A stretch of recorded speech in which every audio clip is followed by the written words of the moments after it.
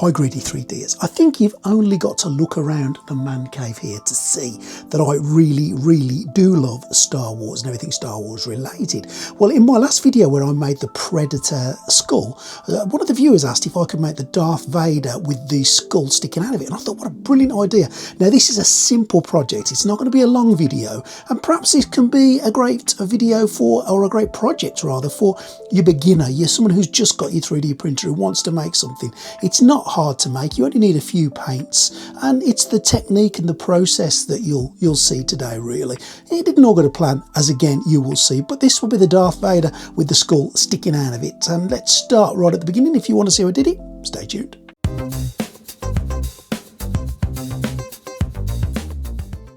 Now the file is free, you will be pleased to hear, and you can get hold of it from Printables, and I'll put a link in the description where you can get it from.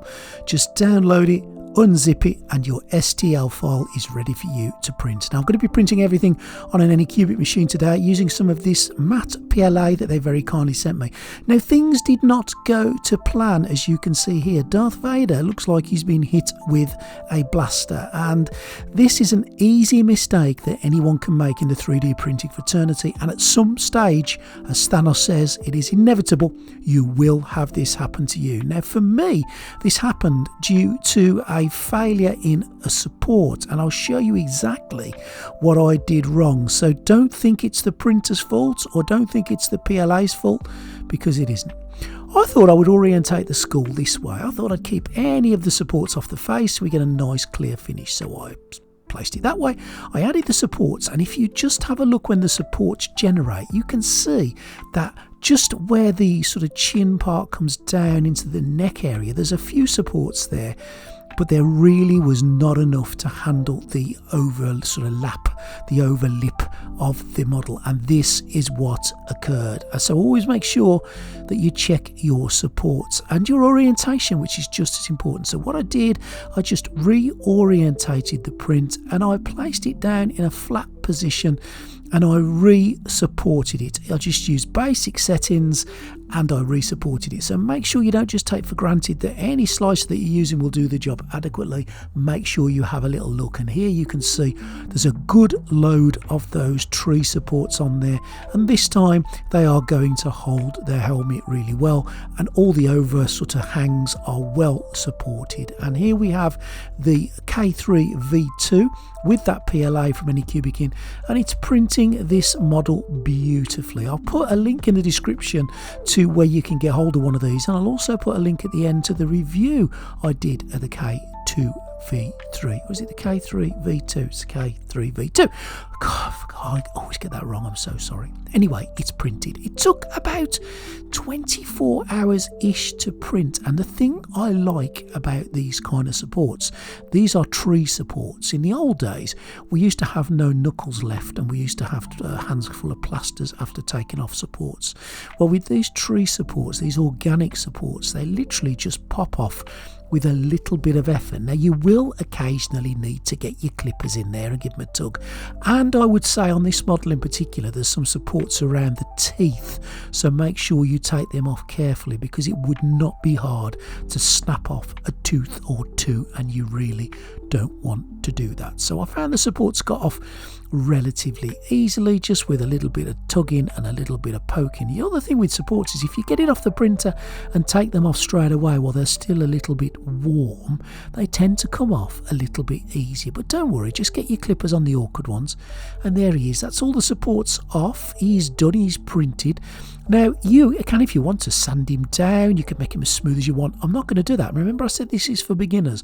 I just want to keep it a little bit simple today. So the first thing I've done is masked off his whole face. Now I did make a bit of a faux pas here. I did mask the whole of his face off, and some of that needs to be black, so I redid that bit afterwards. But here you could see me outside with a can of the old spray, giving it a little bit of a blast across with this quite shiny black paint. Oh yes. Editor Greedy here, and you can see that I am painting outside in a well ventilated area, but I'm not using any kind of respiratory protection. Make sure you wear respiratory protection. That is a lesson for us all. I'm really sorry, Greedy. It won't happen again. So I've sprayed him across with the old black paint. Make sure you give it a really good shake. Make sure you get it a nice even layer so you don't get any runs or drips. If you want to do it in a couple of light layers just to build on it, that's absolutely fine. And once it's all dry, I've took some gloss varnish. I'll put a link to all these things in the description so you know where I've got them from. Make sure you wear a glove as well. You really don't want this all over your hand, and make sure you take your watch off. Well ventilated space again. Make sure you wear some protection and squirt that varnish all the way across just to give his helmet a little bit of a shiny look. Like I said, I could have sanded it down. You can sand it down if you want to, but I didn't. Now I'm just going to pull off those masking tape that I put on there, and you can see that I redid it to just half of the face. And when you pulled it off, there are some areas that I've missed, or there's some areas that oversprayed with the black, so there's a little bit of a couple of areas that I need to just touch up. Do you know what? That's really easy. I'm just going to take a black paint, I'm going to take a white paint, and I'm just going to touch up those areas just to tidy everything up with the masking. Now again, if you want to take a little bit more time than Greedy took to mask it off, I've really got so many projects on the go at the moment. I am chasing my own tail, but I paid for it here because I needed to paint everything up to get it back to that standard, and it's easy to do, so don't worry if you take the masking off and you've got a little bit of your paint on there. It really doesn't matter. Now we're going to use a speed paint called Pallid Bone by the Army Painter, and speed paints are really good because they make your painting journey a little bit easier. Again, if you're a beginner, then speed paints may help you get a better result. And all you do with these is you need to ideally be putting them onto an area that's light, because speed paints are very thin and watery, and they will go onto a surface and they will sink into the depths of the surface, and they will give a different shade when they sink into the depth, a darker shade than the shade you get on the top. And all I'm doing is I'm painting it all the way across, and I'm using a little bit of a cloth to maybe wipe it off his teeth or the outer rim of the bow, just to lighten those areas up a little bit more. But that's one layer of speed paint on there, and you can already see there are some colour changes and striations and different colours to the bone, and that's what I wanted to do. Now I could make it a lot more complicated. I could dry brush it with a bit of skeleton bone. I could make it lighter, but I want to keep this simple. I want to keep this for someone for maybe their first project. And all I'm going to do here is use some silver paint, get a nice big brush, take the majority of the paint off the brush and stroke it across those edges. This is dry brushing, and it's a great technique. It's a wonderful one to learn. You'll use this on pretty much all of your models, and I'm just going over all those edges. The other thing that you can see is on his eyes and on his teeth, and typically I didn't record it because the camera wasn't on. I just used some Vallejo clear, and I painted that on his left eye, on his right eye, left eye that you're looking at, I should say, and on the teeth, just to shine them up a little bit, just to add that other little element of difference to the model, really. And if you look at the reference pictures for old Vader, his eye is shiny, and I want to make his teeth shiny as well. And I'm just dry brushing this silver across all those outer areas. I don't want to change them completely to silver. I just want to lighten it up a little bit. Now I'm taking a strong tone. This is a wash from Army Paint. Okay, it's very similar to a speed paint, but it's not quite the same.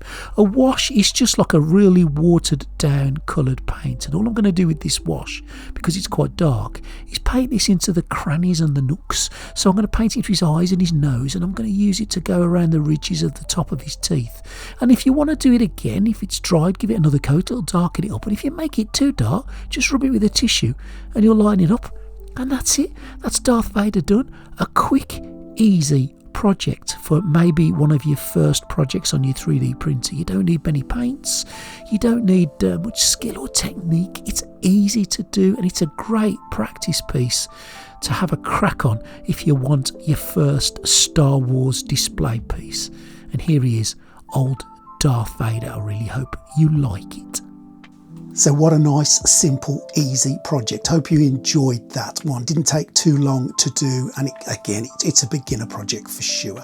If you like what you see today, please subscribe to the channel, to Greedy 3D. We are a 3D printing channel here, but we do diverse occasionally into other bits and pieces. But majority of the stuff we do is 3D printing. If you like what you see, subscribe to the channel so you don't miss anything. There's a massive back catalogue back catalogue even, which you can get a load of ideas for all sorts of different models and 3D printer reviews. So have a little look through that and let me know what you think in the comments, but make sure you hit that subscribe button. We do also have a Patreon. If you want to join that, you will be most welcome. And as I always say at this point, thank you to my patrons. You guys are just fantastic. You don't have to pay for the Patreon if you don't want to. If you do want to pay a couple of quid a month, it just supports the channel a little bit better, and I do thank you for that. It really does make everything that we do here possible.